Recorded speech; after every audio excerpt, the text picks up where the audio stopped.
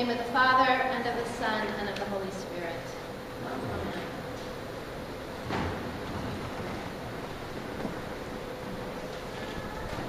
After 16 years of being married to my first husband, I discovered a major infidelity with a good friend.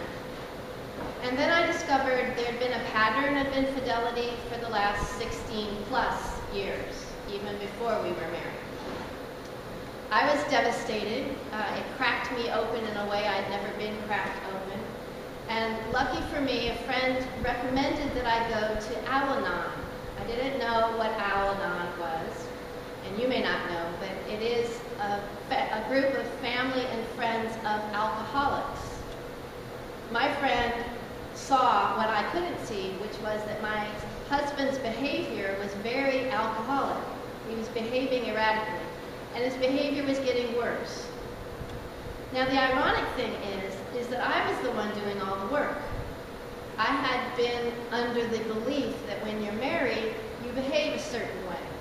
And I had done everything I could to do what he told me to have the meals right on time, to have the kids clean and to bed and quiet, to have the house running just perfectly.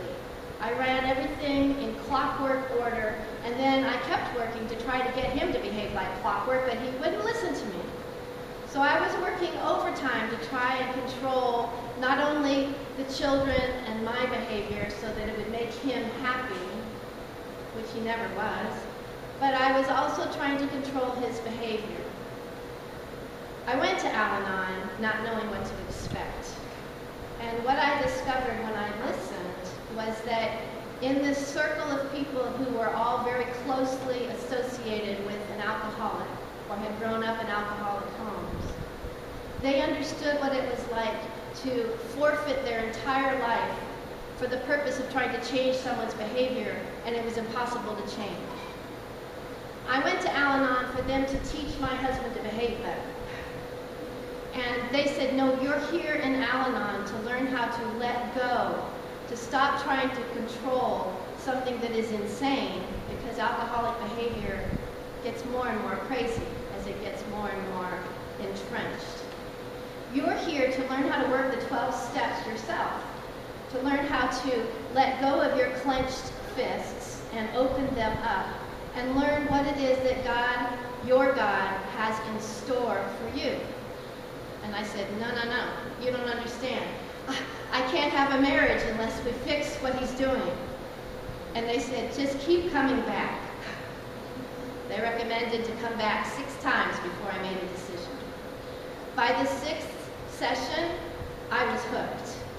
What they were telling me was something that attached to my understanding of Jesus. I was going to church. I've been going to church regularly, but church had never permeated that desire I had for control, trying to keep everybody from seeing the screaming that was going on in our house, the abuse of my children and of me. No one could see this. I had to make sure that nobody did. What happened as I opened up my heart to the 12 steps of Alcoholics Anonymous was that I did what this reading is about. I put the burden of trying to do everything perfectly so that I would have a good marriage. I put it all on Jesus. And the hard work came from learning new habits, because as I was showing Victoria, I was yoked to my own idea of what life should be. And I thought it was God. But I was learning that that's not God. God talks to us in love. God has a wedding banquet for us. That's what Jesus is talking about when you hear about playing the flutes. Flutes were played at weddings.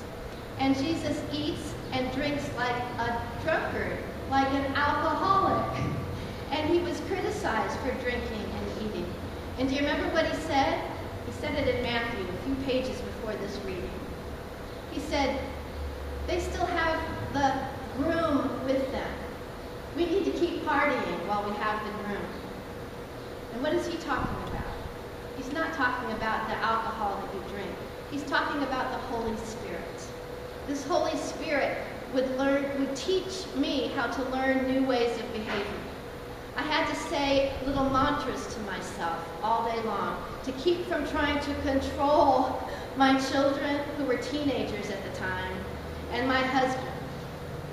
What happened after 16 months of this, yes, 16 years, 16 months, after about 16 months of Al-Anon, his behavior got so bad that we could not live in the same house anymore.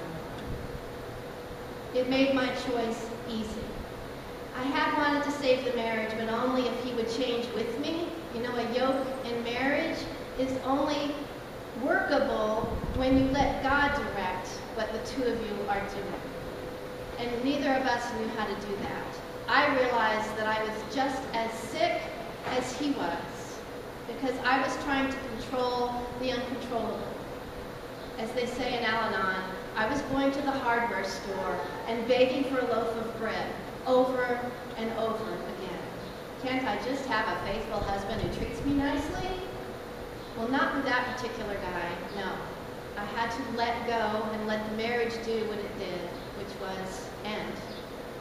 And I set off again, thinking I was healthy, and went and married another alcoholic within 2 years.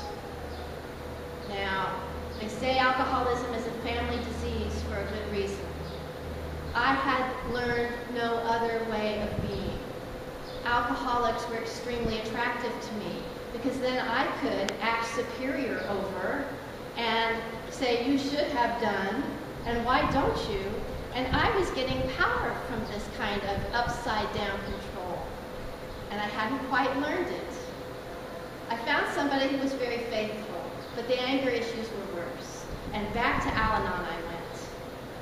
I kept going until what I learned finally synced with what I was trying to practice in church. And that's what I've been trying to practice ever since.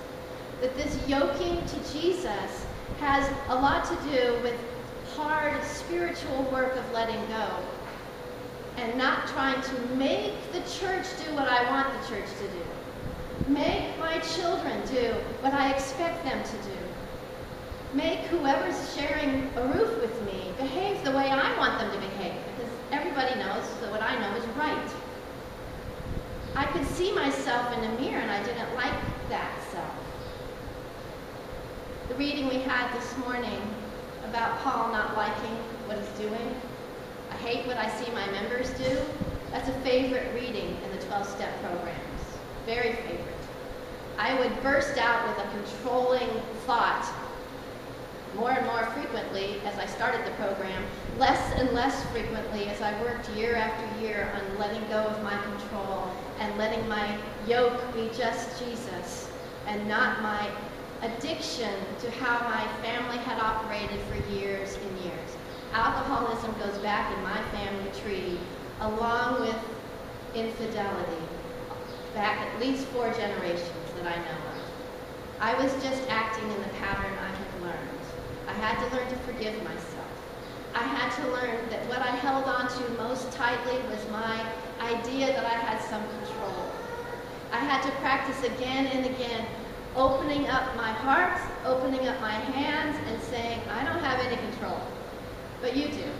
So please show me how to follow your will, because I'm clueless. When Jesus thanks God that his disciples are infants, he means it. You have to leave everything about your old self behind. Everything, every preconception.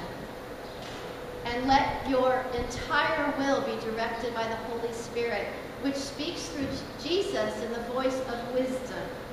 When he says, wisdom is vindicated by her deeds, it's what my sponsor told me in Al-Anon. I said, how do I make amends to my children for all those years of abuse when I didn't protect them from their father? How do I make amends for that?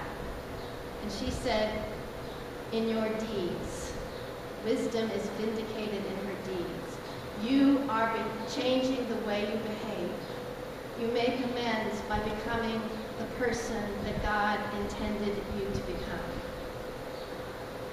My second marriage ended after, 9 years.